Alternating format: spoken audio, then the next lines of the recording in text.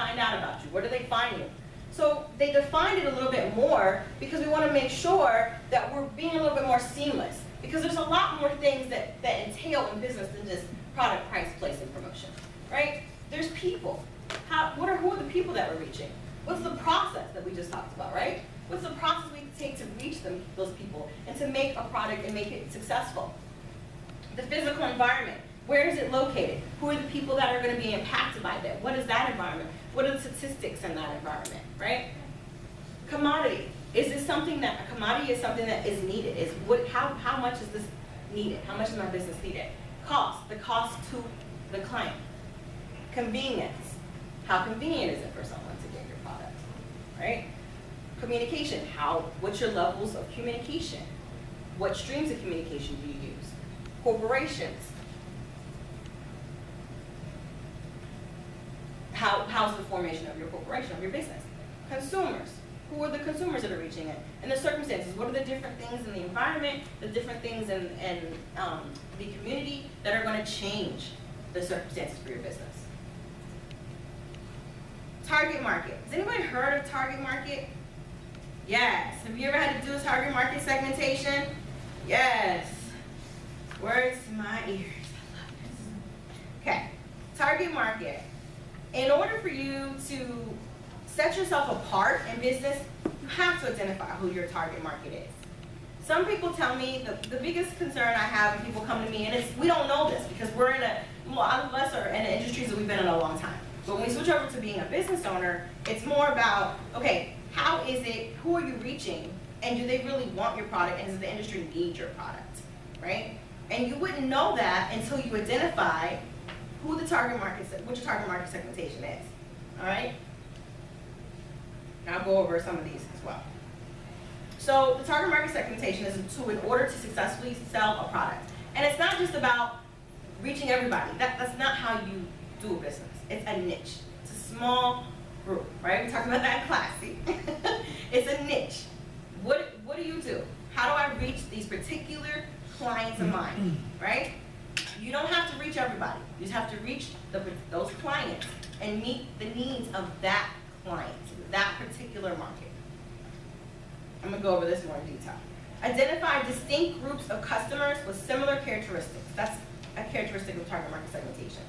Marketers use market segmentation to find the customers most likely to buy a particular product, not every product. Narrowing down the market into segments leads to a more successful product launch. Yes. Market segmentation is the natural result of immense differences in people. So basically you start to find out what is it about these individuals that make them tick, and how can I get them to be interested in my product. So there is this PowerPoint, and it outlines for you the different steps of the business process. It also outlines the target market segmentation, which I thought this would be a key step for you, especially if you're here. You obviously want to know more, and I believe identifying your target market and doing your target market segmentation is key. So let's go over what a segmentation shows. It shows the demographics. It talks about behavior, sociographic, psychographic, and geographic, and I'll go over those. A segmentation system, it helps you obtain data and identify your ideal customer. It helps you organize your target market segments. It helps you compare customers to commonality use systems of target market segmentation. So you can compare different industries. You can look at different industries. You can look up different locations, locales, so that people will get reach. Create. I always tell my clients is create an avatar of your ideal target client, and I'm going to tell you how. You identify them by the demographics. A demographic is statistical data relating to the population of a particular group you're in, like income, nationality, family size, and age. We've all seen this, right? We've all seen this before, but we just didn't know how to utilize these tools for our advantage, for our business. Occupation, ethnic background, religion. So you identify, am I going to reach my targets through this method? And if so, what is the income I want to reach? What are the nationality people I want to reach? What is the family size and age? What's the ethnic background? What's the occupation of individuals I'm trying to reach? What's the religion, or if not? Behavioral. And again, this is in your PowerPoint that you have. Behavioral. The way in which a person acts in response to shopping. Brand loyalty. Regularity of purchases. What are they buying? Are they a credit card user? Are they only cash? What's their type of expenditure that they focus on? Are they an online shopper or are they an offline shopper? What's their heavy product use? So these are characteristics that you have to identify when picking your avatar.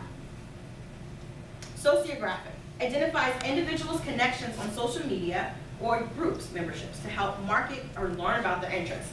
I always tell people before you figure out who you're going to reach, you need to research and investigate them. You need to find out what groups they're interested in, what do they shop, what do they like to buy, who are the associations they are part of, right? You have to know these things. What are the memberships? Because those are ways for you also to penetrate the market, yes, and to find out what are the needs of those individual clients that you're trying to reach. Group memberships are always a great strategy, and figuring out like number of friends on social media, going to different, I love Facebook because you put so many different groups on Facebook and just gauge the market. Psychographic. So it involves dividing the market into segments based upon values, attitudes, and interests. So if someone's a risk taker, or they're charitable, they're a high achiever, they tend to have expensive tastes. They prefer email or they prefer face-to-face. These are things you have to know about your clients. You have to know. Because you don't know how to reach them if you don't know that. Okay? If you're sending out marketing ads and the people that you're reaching don't look at those ads or aren't even on those websites, then why are you putting them there? Why are you wasting money? Why are you wasting time, right? Geographic, segmenting customers based on geography. Is this making sense to everyone? Okay, good. Zip code. You can narrow it down to your zip code. I have a document that I don't have time to show you, that I want to show you, but I researched my market. I researched Prince William County, I researched Fairfax County, I researched Loudoun County, because that's where I wanted to target. And I researched their incomes, their occupations, their ethnic background, their everything. Because I wanted to know who needs me. The city, your neighborhood, population density, and climate. One thing people misinterpret is, I want to sell my business to everyone. No, everyone's not buying it. Okay? Everyone may not be able to need it, everyone may not be able to afford it, everyone can afford it, but they may not care to utilize that. So you really have to understand what's needed in that environment. Also, climate is a big one. Okay? Where you're located will determine how you function your business. For example, you're here in this country, but if you take your business to another country, you need to know how those individuals function, right? And what is their climate? Climate isn't just about the temperature, okay? It's about also the environment. Social media marketing. I always tell individuals, I have that document that I gave you about, it has a step on there that talks about creating a marketing campaign, getting marketing materials, getting your website, business materials.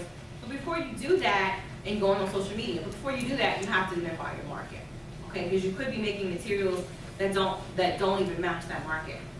Having social media accounts is great. Understanding what account you're on and what social media account you're utilizing is important, and the rules for that social media account is very important too. Because you could be posting things that are totally irrelevant, or you could be offending someone on their page. So you really want to investigate those type of things. Establish your SMART goals when you create your marketing campaign. Be consistent with your media posts. I tell people post 3 times a day.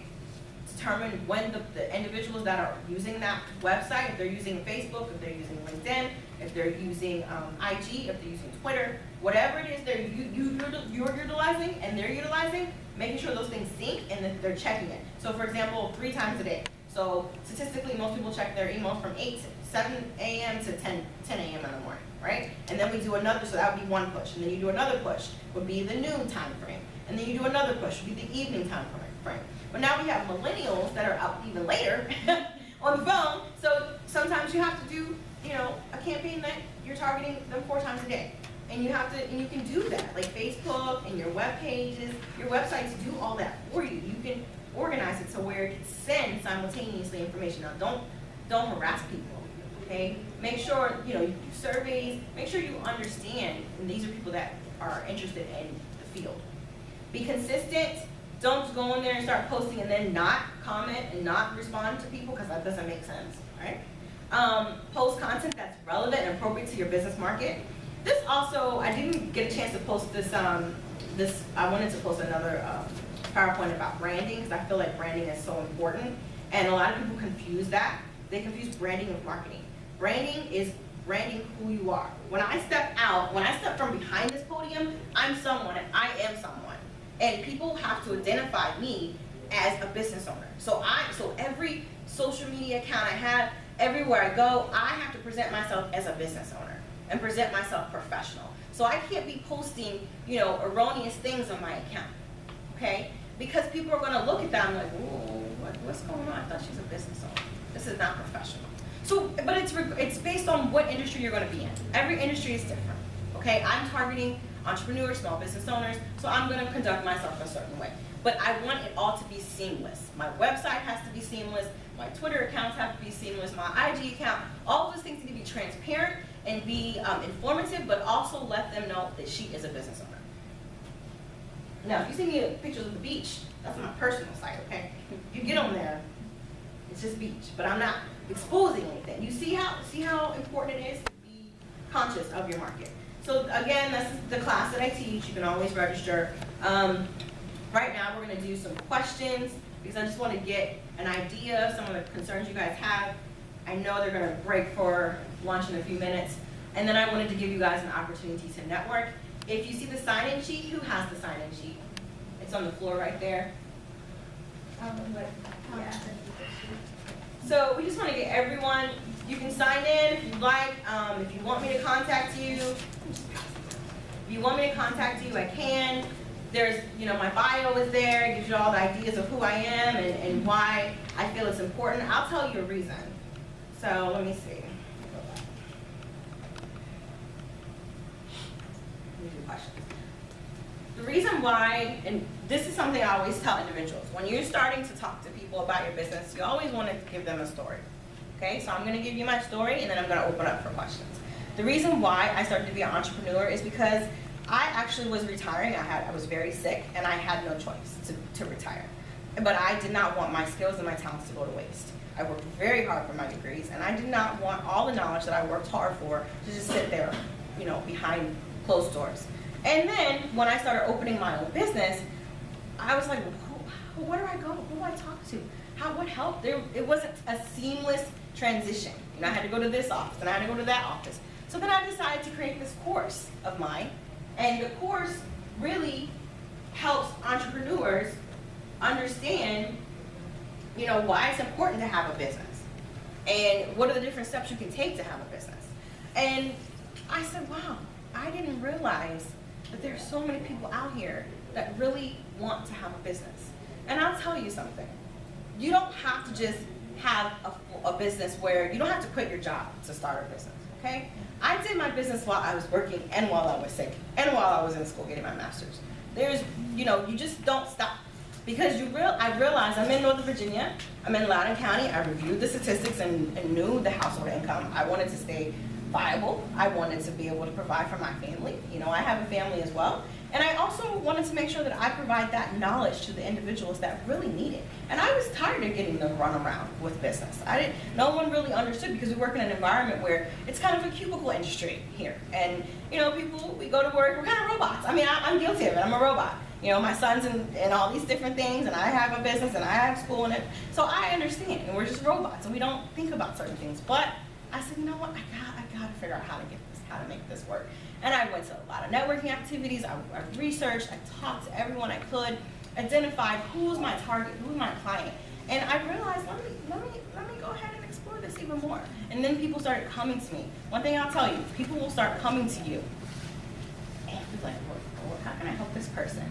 And you don't want to turn them away because someone said to you for a reason. The other thing is, I knew I had a greater purpose in life. I knew I needed some flexibility. I knew I wanted to enjoy my life as well. So I said, you know what? I'm going to keep working and I'm going to start this business and I'm going to see how it goes. But unfortunately and luckily, so I say fortunately and unfortunately, I retired. However, I didn't let that stop me.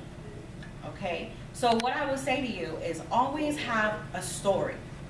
And from doing that, for me, going to all these network events and things like that, I have taught over 150 students now. And I have over 300, resources of networks. So when people come to me about something, I'm like, oh, okay. And it afforded me opportunities like working with Miss Doherty's program at the Academy's Aladdin. I'm an entrepreneur mentor there, and we're working on great projects for the students. I also do the adult education program. So I got a chance to see that, oh, there's a lot of people out there that really need this. Also, if you guys, who has children? One day your child may say, Mom or Dad, I don't really want to go to a four-year university. I really have a great idea and I just want to do it. Okay, and I'm all for that. You still need some sort of training and understanding where you're going with that direction. And that's why I also created this class, because I found there were so many individuals who come from me from different fields in the industry, and they're like, I want to start my own business too, but no, there's no one out there to help me. And I don't have a PhD, Ayshah. You know, I don't even have a bachelor's, but no one wants to pay attention. I'm like, that's not true. Just because you don't have to have a degree and that to be professional in that, to be an expert in that. And the things that you're not an expert in, you can get someone to help you be who's an expert in it. Okay? All right? So, let's open up for some questions. You had a question. Yes, so